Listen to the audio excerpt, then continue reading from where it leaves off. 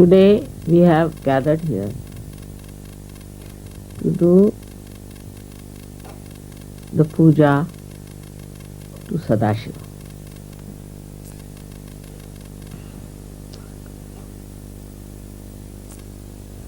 The one which is reflected within us is the Shiva, which is the pure spirit.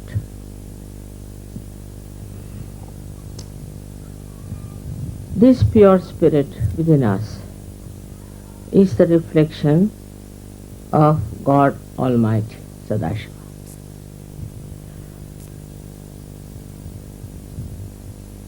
It's like the sun that falls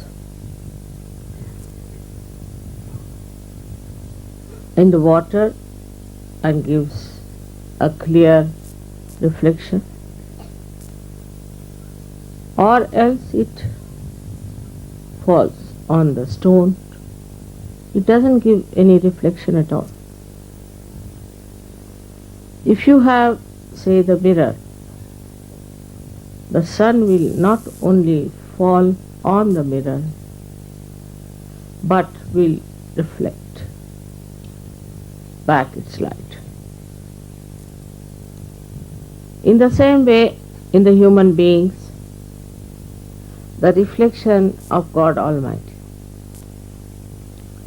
is expressed in the way your personality is.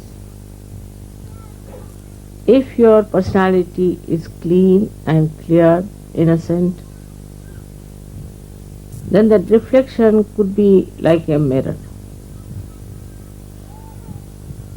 Thus the saintly people, they reflect God Almighty in the proper manner, in the sense that their own identification with wrong things is no more. When there is no such identification, and when a person is absolutely the pure spirit, then the reflection of God reflects into others. Luckily, you all have got your self-realization. That means the reflection of God Almighty is already working into your attention. The attention is enlightened by the power of the Spirit. The power of the Spirit is that it is a reflection. That means the reflection is never identified with the mirror or with the water.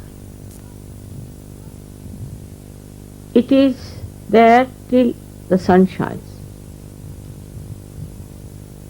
And when there is no sun, there is no reflection. So when you are in Sahaja Yoga, you have cleansed out yourself. Your Kundalini has also cleansed you. And now you are pure personalities. That's why this reflection is clearer and clearer, and people see it. See it on your face, they see it in your body, they see it in your work, in your behavior, in everything. It is difficult for people to really believe in themselves that they could be the reflection of God Almighty. They have some sort of a complexes about themselves, I think, that they cannot understand how they have suddenly become the reflection of God Almighty. But they have a capacity, and they can become the reflection of God Almighty, for which they have to have faith in themselves, faith in their ascent, to believe that we have become that. The confidence in Sahaja Yoga is very important. Without the full confidence, you cannot achieve your ascent that you have seen. Even in my lectures, I have to tell them that we have to have full self-confidence. But confidence doesn't mean by any chance your ego, your aggressiveness. If you are confident, you are least aggressive. There is a story, a Chinese story, very interesting one, that one king wanted his cocks to win in the race they have about the cockfighting. So somebody said that there is a saint, if you can take your cocks to him, he'll make them so strong that they will definitely win this race. So he took his 2 cocks and gave it to the saint, and he said, I want you to give them all the strength to fight this race. After 1 month, the king came and took these 2 cocks and put them in the arena where there were many other cocks also.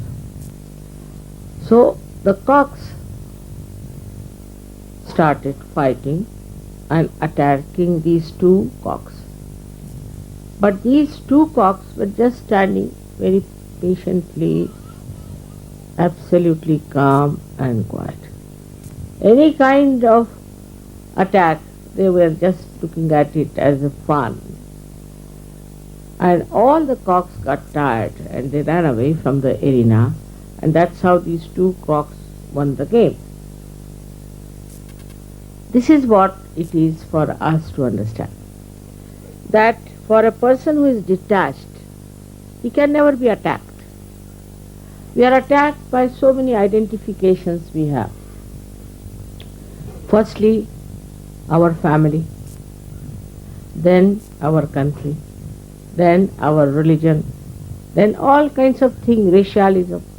All these identifications really make us weak because they attack us all the time and put confusion into the minds of Sahaja Yogis, I have seen. The reason is you must have confidence in Sahaja Yoga and confidence in yourself that you are on the right path and that you are now saved. And nobody can attack you because you are the complete protection of the Divine. People may follow any religion, they may follow any guru, they may follow anything, but they have fear all the time that will be attacked. And they are afraid to say things which they should say. They have no discretion even to know what is to be said. With the proper understanding that you are the pure spirit, if you believe in that, then you will be surprised that you will be very confident about what you are doing. In that way, we can say that we have also another great advantage, is that we are in the collective. We can find out in the collective how are we behaving. What is the reaction in the collective? In the collective, it's a person who is very subtle. He need not talk too much. He need not say much. He could stand like the cocks I told you about. But his depth can be felt. You can feel a person of that caliber, that he is such a deep person that he doesn't want to aggress. He feels protected within himself. So this protection we have to feel not mentally but within ourselves. And once you have that gravity, that feeling, nobody can attack. The attacking person himself is insecure, or maybe he is ill-bred, maybe he is not yet a Sahajogi. So you have to just have a kind of a gracious view about the person. Like Shiva was, we should say, Sadashiva's character is known that he is the one who is to forgive anyone. Anybody who did penance, like standing on their heads, or standing on one foot, or not eating their food, or all kinds of penances, he used to be so disgusted that he would say, all right, what do you want? Take it. And he also gave blessings to many Rakshasas, as you have heard. And so many Rakshasas were blessed by him because he got fed up with their penances. There were so many stories about Sadashiva giving a blessing to people, even to Ravana, which is a very interesting story about Ravana. That Ravana did lots of penance. I don't know what he did, how much he must have starved with his 10 heads, and what. I mean, if one mouth is there, you feel so hungry. With 10 mouths, I don't know what he must have done to do that kind of a penance that Shiva just got fed up, you see. His compassion is so great, he thought, let this man have whatever he likes. So Ravana went to Shiva, and Shiva said, what do you want? Why are you doing all this to yourself? So he said that I want to have a blessing. He said, what blessing? First you promise that whatever I ask for, you will give me. He said, of course, if it is in my power, I'll give. It's a very interesting story. So he said, I want to have your wife, because he knew his wife is Adishakti. And if he gets the Adishakti as a partner with him, he can do wonders.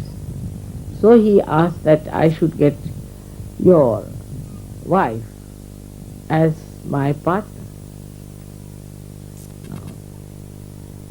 It was very difficult, you see, for him to take such a decision, to give him to this devil. But in compassion, he did it. And all these events, you see, really show that how his compassion works out things. As a result, it was decided that his wife Parvati had to go with this horrible fellow. But Parvati's sister was Sri Vishnu, that is Sri Krishna, and he said to himself that I can't allow my sister to go with this devil, I must do something about it. The most mischievous one is Sri Krishna. So what he did was to make him feel like going for the bath. So he felt shy, he put the lady on one side and he went to the bath. Now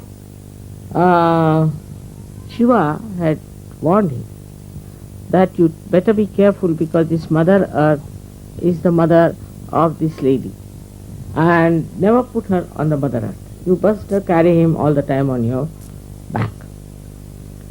So when he reached a certain point, this Sri Krishna created a mischief and he felt like going.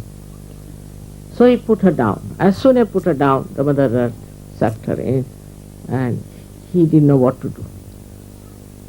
Second time again he tried. And he again went to Shiva and he said, see now, this is what you have promised and this is what is doing. So he said, I had warned you that her brother is a very mischievous fellow and he'll somehow or other manage. So you better be careful. This time you don't listen to him. Don't put her on the ground, whatever it may be. So this time he did another uh, try, we can say, and carried her on his back. Suddenly he found a little boy. It was Sri Krishna himself, laughing at him. She said, "Why are you laughing at me? Oh my, why are you carrying this old woman on your back? She has no ornaments." He said, "She's the goddess." He said, "No, she has no ornaments. She's wearing nothing. How can she be the goddess?" So you see, in India, that's a proverb we use. Some lady who lives without any ornaments or anything, that she's like the Lanka Parvati. So he was carrying her to Lanka. And when he looked at her up, he saw a very old woman without any teeth, laughing at him. He got such a fright, he threw up. That's Mahamaya. Then the third situation was, he went and told that you better tell your wife that she is not to listen to anybody, and you better see that you give me your wife itself. He said, "All right, she'll be born in Lanka and you can marry her." And her name was Mandodari. Now the great story goes on like that. But this Mandodari was the great worshipper of Vishnu. And at the time when Rama came, to kill him, all this was organized by Mandodari herself. Because she knew that if Sri Ram kills Ravana, he will get his liberation from these ideas about women. The way he was running after Sita and doing all these things, she actually wanted that something should happen, that he should take another birth and he should get rid of these notions of looking after beautiful women and the way he brought Sita ji there. She was against it completely, but he would not listen. So the war took place, and in the war he was killed by Sri Ram. All this episode came because of the unlimited compassion of Sri Shiva. His compassion is looks very illogical sometimes. But there's a big logic behind it. The logic is that whatever he does brings forth a kind of a solution of the problem. For example, there was a war on, and the war was going on, and that time there was a problem because there was one horrible devil who was given blessings by Sri Shiva that nobody can kill you. He had given also blessings that they call Varadan to another saint who said, "I want to sleep now and nobody should disturb me." So he was given a blessing: anybody who disturbs you in your sleep, you can just look at that person and he'll be reduced to ashes. So these two now. When the war started, you see, Sri Krishna thought best thing is to kill this devil with the same blessings that the saint has got. So he played, and he started running away from the battlefield, and that's why it's called as a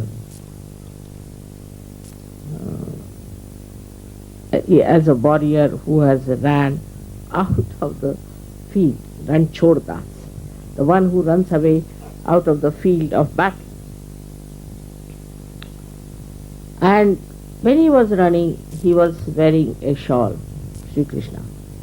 He just stealthily entered into the cave where this another saint was sleeping and put his shawl on top of that. So when he put the shawl on top of him, the gentleman, I mean the devil who was following him, this satanic fellow, he reached that place and saw the same shawl, and he said, "Oh, so now you are tired and now you are sleeping here. I'll put you right," without realizing who was sleeping. And he pulled the shawl, and here the sleeping saints get up and looks at him, and they say with his third eye he burnt. So the solution came in. So the whole play is like this, of three forces going on, just to show ultimately the truth prevails. First is the Shiva's compassion, his goodness, to one side. Then the play of Sri Krishna, or say Sri Vishnu, of neutralizing. And the third is the play of Brahma, who creates things and who produces things. All these three forces are playing just to create an atmosphere for all of us to feel that there is something else is to be done to our human awareness. All they have evolved within us this desire to seek the truth. Now on one side Shiva is extremely compassionate, very kind, even to asuras, the Rakshasas. But on the other side, he can be extremely cruel, he can destroy the whole universe. If the people are so decadent, if the people do not take to spirituality, if their innocence is completely lost, if they do not get detached from all these wrong identifications which are creating problems in this world, he destroys the whole universe. So as it is, he is the spectator of the work of Adishakti. He allows her to do all this work, to create human beings, to give them realization, do all this. But in case he finds her children, people who have been saved by her, are misbehaving, are insulting, or in any way destroying her work, he might get into a temper by which he can destroy the whole universe. But I don't think now there's any chance for him to do that, because we have now Sahajogis all over. But what I find among Sahajogis is this, that some of the Sahajogis grow very fast, steadily, strongly. They achieve their principle of Shiva Tattva. The first achievement shows that from inside they start getting detached.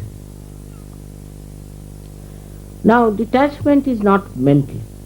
It's not mental. It is not that we have to take to some sort of a sannyasa, or we have to go to Himalayas, give up our families and all. But the detachment is within oneself. When that detachment starts working, the first sign is that we become joyous. We become happy. Now if you ask anyone, why are you unhappy? He'll talk about his wife, maybe his house, maybe his children, maybe his country, maybe society, whatever it is. So he gets absolutely upset, or maybe very unhappy to see things happening around him. Now he is a realized soul. This unhappiness is not going to happen.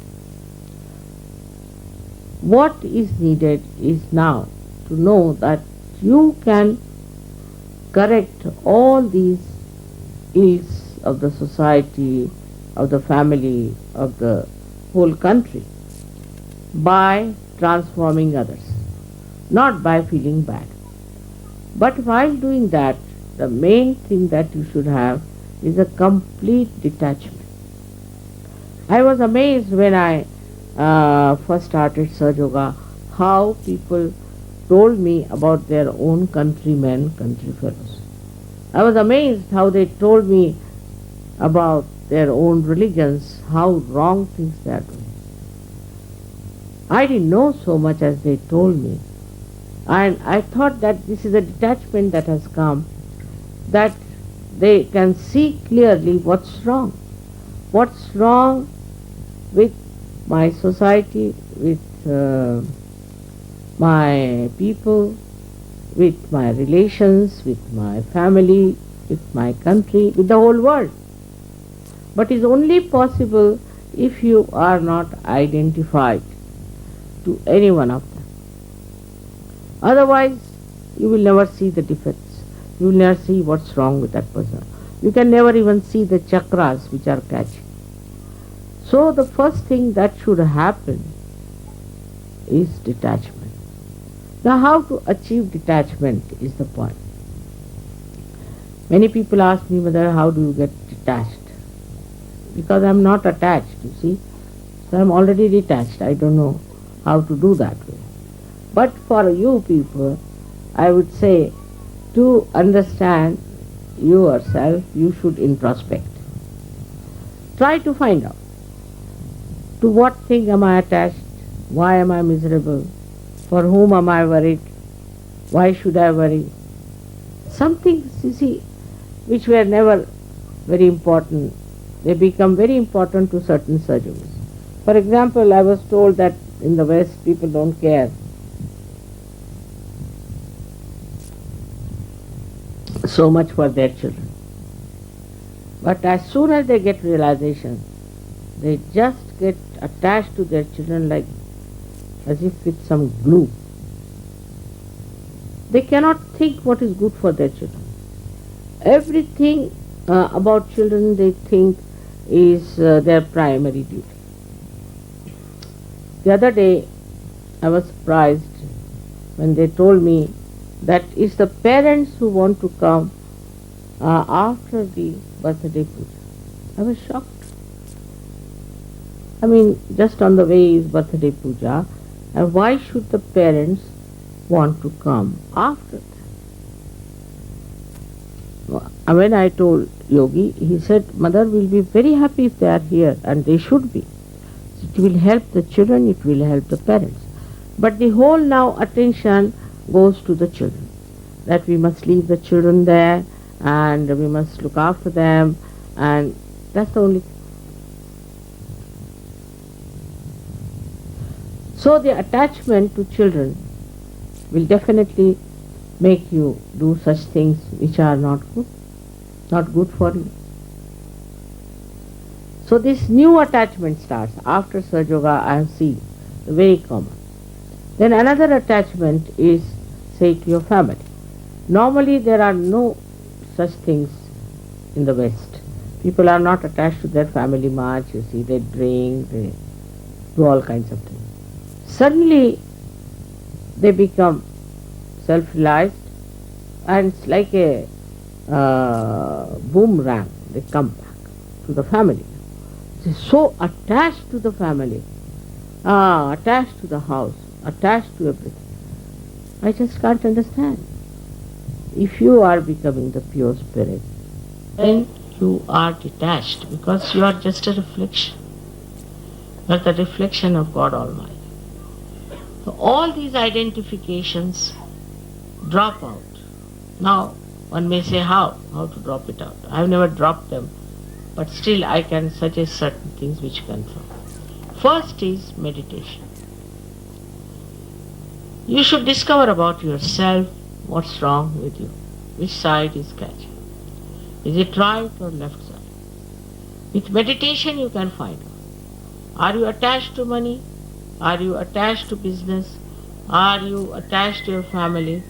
Are you attached to your country in a way which is not such, or to your culture which is not such, then try to get rid of this attachment by meditation. You know how to get rid of the right and the left. This attachment will show on your fingertips, and you have to see for yourself what centers you are catching, in which way are you in trouble, and then you can clarify it very simply by taking a very simple search treatment. I think here we fail that once we get attached to something, we don't even think we are getting attached. We think we are doing very great thing because now we love this person, love that person. Shiva's qualities. The compassion part. You start getting attached to people. That is no compassion. That is no compassion of any kind. To be attached to any such things is no compassion, and you cannot have compassion of Shiva. Though people think it is the Shiva's compassion that is working within us, not. Because that compassion is very pure. It is like, as I have told you many times, it's like the sap in the tree which rises and goes to various parts of the tree, and then either it evaporates or goes down into Mother Earth. It's not attached. If it gets attached to one flower or to one leaf or to one fruit, then the whole tree will suffer and also the flower will disappear.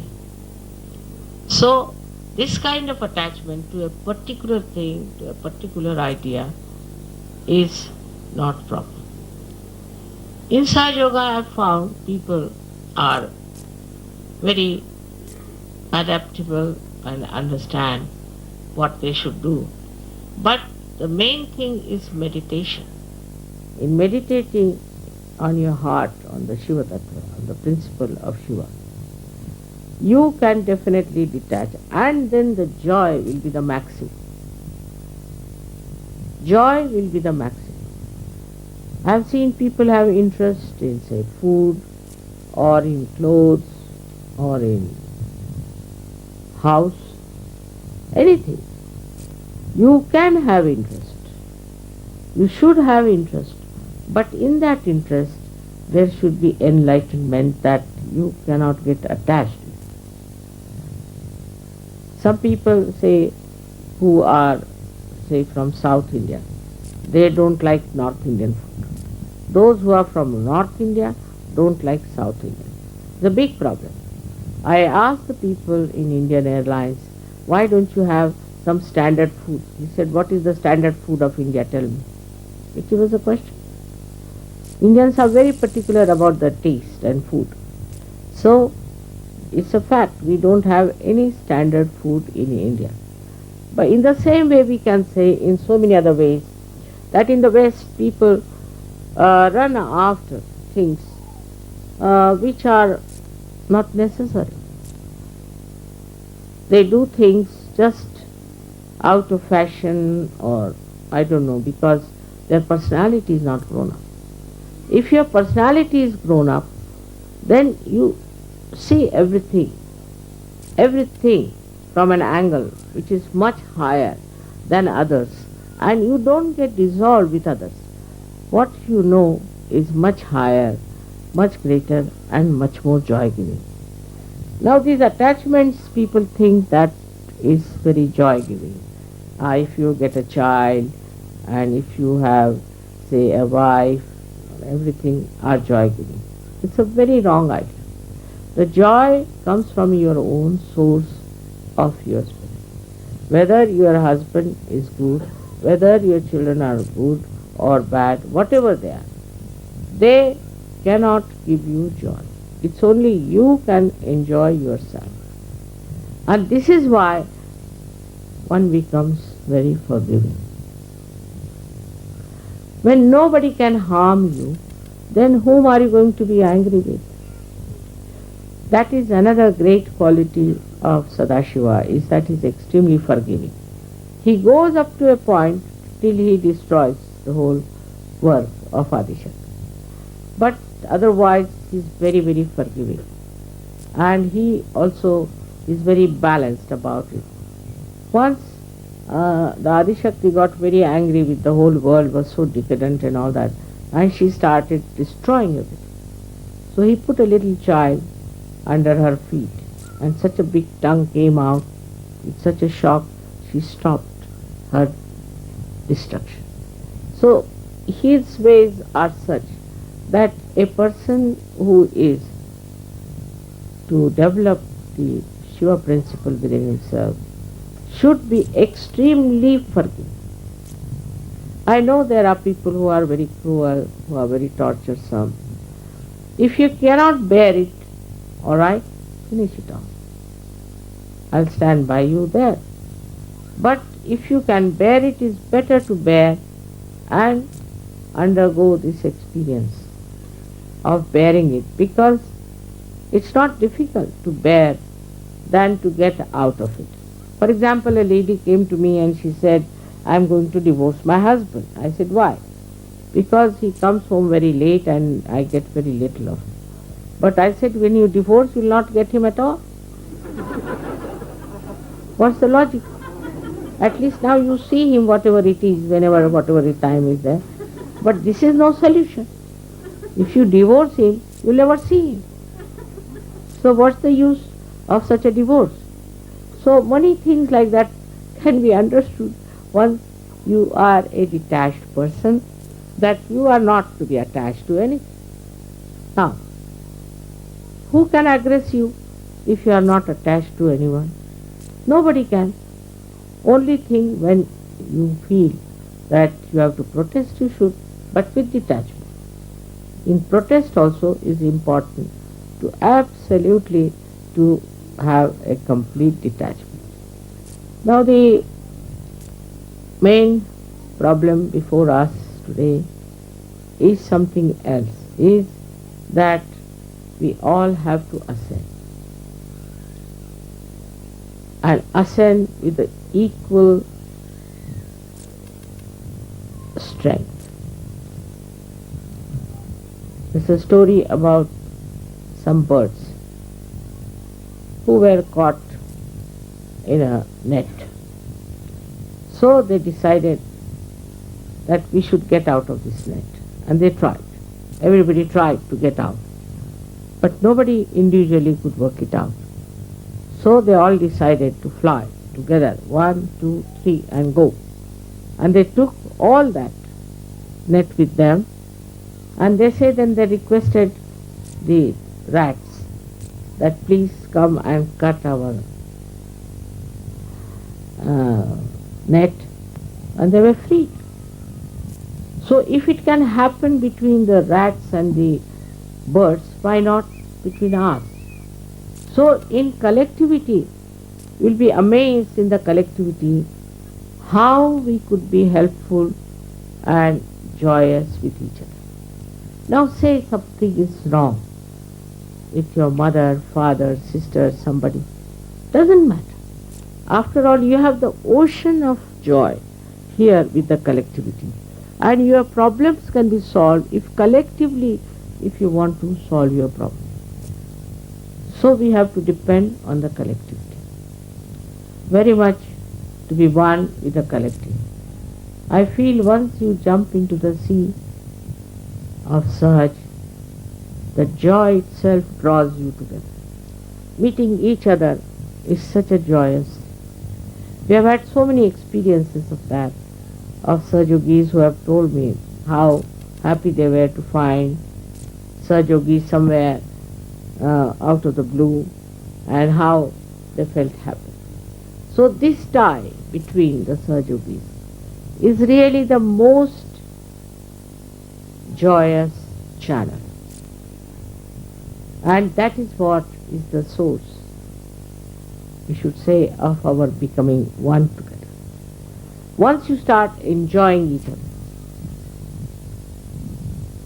I have told you once a story of a great poet in India whose name was Namadeva, who was a tailor. And there was another one who was a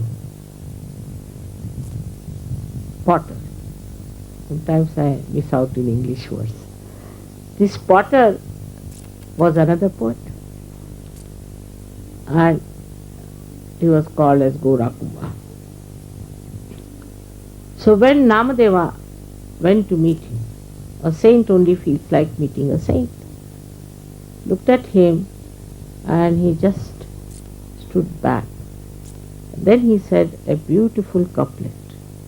He says that I came here to see the formless Chaitanya, but here the Chaitanya is in the form. Nirgunacha bheti alo sagunacha. I came to see the formless, see the vibrations. For here it is in the form that I see. Only a saint can say this to another saint. This kind of appreciation, this subtle appreciation is only possible between the two saints or between the many. They don't see he was kneading the clay. He was wearing a dirty dhoti doing that work. He never saw all these things. He never saw his body, face or anything. But he saw that the divinity personified him. This sensitivity of feeling for others, Sahajogis, should really develop within you. Then you won't care for nonsensical, superficial things. And this is one of the great principles of Shiva. He doesn't bother. You see, his hair are all matted up. He sits on a fast-moving bull with both the legs like that, going for his wedding. Can you imagine? And all his friends, all his followers are somebody has only one eye, another has only one hand, one is bent like that. Because for him, the outside personality doesn't matter. What matters is the spirituality. Whether you have one eye or whether you have a crooked body makes no difference to him. To him, all of them are his own people. Because nothing that is superficial attracts his attention, but the divinity in a person. We have so many ways of understanding his principle because he is all pervading. If you feel compassion for someone, it works. It definitely works. Recently there was a case of some sort of a incurable disease in Mexico. And the lady who was Mexican, who was working in the UN, she's still working in UN, she wrote to me 2 letters that, Mother, I am going to lose my son because he has this horrible disease. I mean, just she wrote to me. I just felt such compassion for her because she wrote a letter which brought tears to my eyes. And imagine those tears have cured that boy.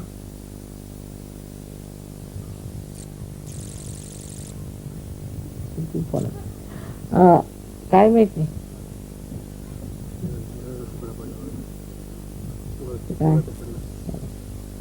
has cured that boy completely. And she wrote me a letter of thanking and all. I was amazed because my compassion is not mental.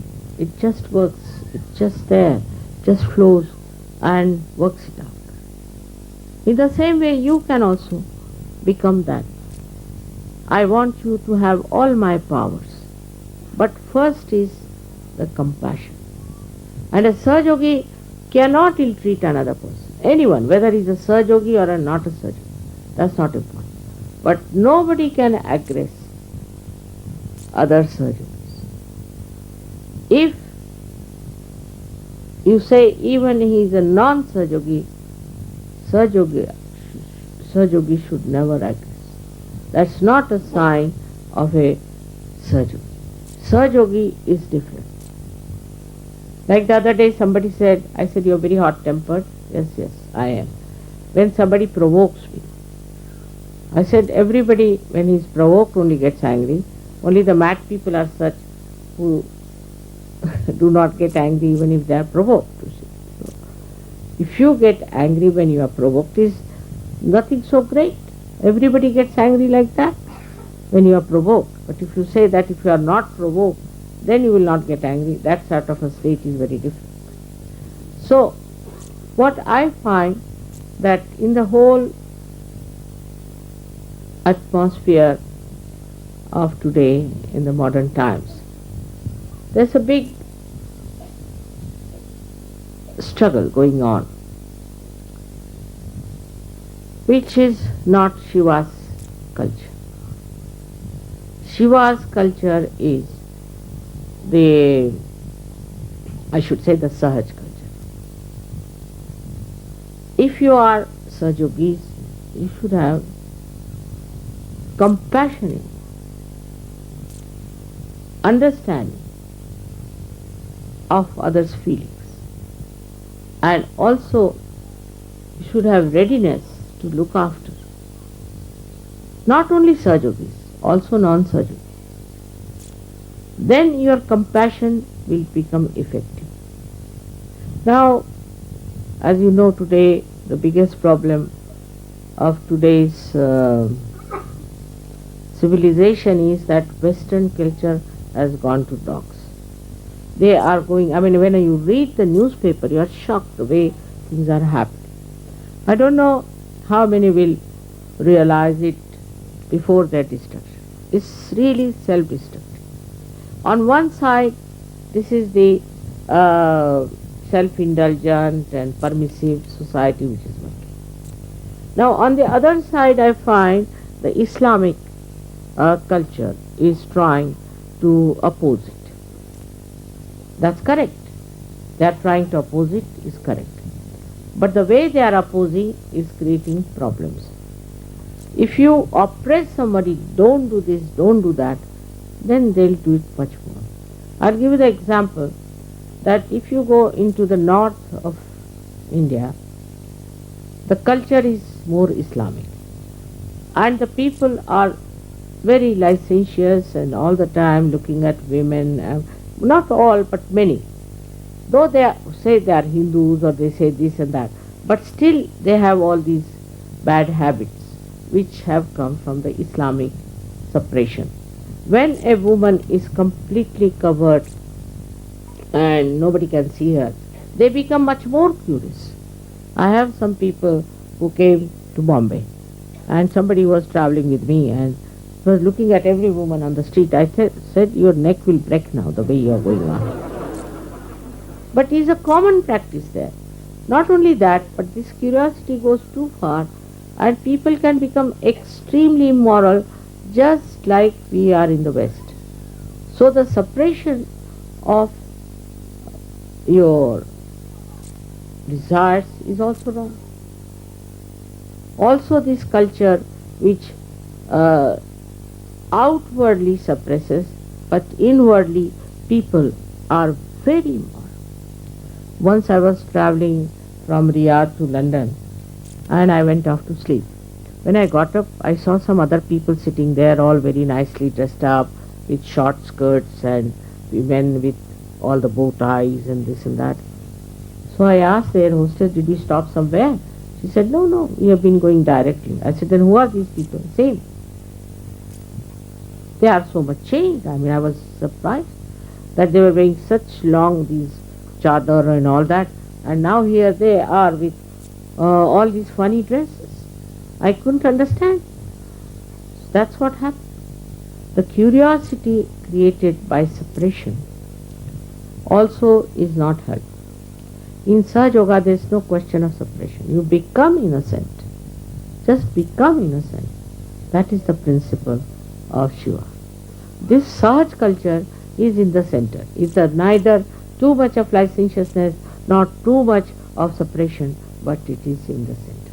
Which is the Shiva's greatest principle is to be innocent. And this innocence just shines in you. I've seen it. You people, whatever you might have done before, but I see you are so pure. You don't have these stupid ideas of behaving in a manner that is so Western. Also, so many Islamic people I have seen who have come to Sahaja Yoga have become very, very Sahaj and are leading a very good life. We have some Iranians who sent me letters of their confessions and I was shocked. I never read them because it was too much for me. And now I find them to be the most moral people that we have. So going to one extreme is wrong or to another is wrong, but to be in the center, in the Sahaj, is the best way to understand what is so important for life is morality. And that comes from your innocence. And that is the quality of course, Sri Ganesha, who is the son of Shiva, but is emitted through the innocence of Sri Shiva. Now, I think in next lecture of Shiva, I'll talk about innocence to you. But for this one, you have to understand the detachment. The detachment that should evolve within. It cannot be forced, but through meditation, you can develop that detachment within you, which will be really joy-giving. So many qualities of Shiva can be described. And I think in so many lectures I have told you about him.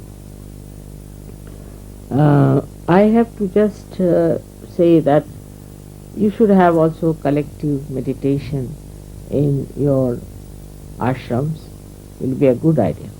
If you can try collective meditation, it will be nice. But you don't have to give vibrations to anyone. You don't have to look after the chakras of others. You just bother yourself. What's wrong with you? And now whatever is the solution for your ascent, you should do it. Because the responsibility of the whole world rests on surgeons. This you know that there is no way out without Sahaja Yoga. To save humanity from all kinds of problems, Sahaja Yoga has come on this earth. So it is your responsibility to keep yourself in proper shape as far as Sahaja Yoga is concerned. Get rid of your left and get rid of your right. And then to spread Sahaja Yoga, not by bombastic words or aggressiveness, but with love and compassion. I am sure we have done a lot, we have achieved a lot. But there are still some points here and there which is a very unpleasant task for me to correct them. But whatever it is, I have to say that it's working and everybody should look at themselves and feel happy from where they have come and how far we have to go. May God bless you.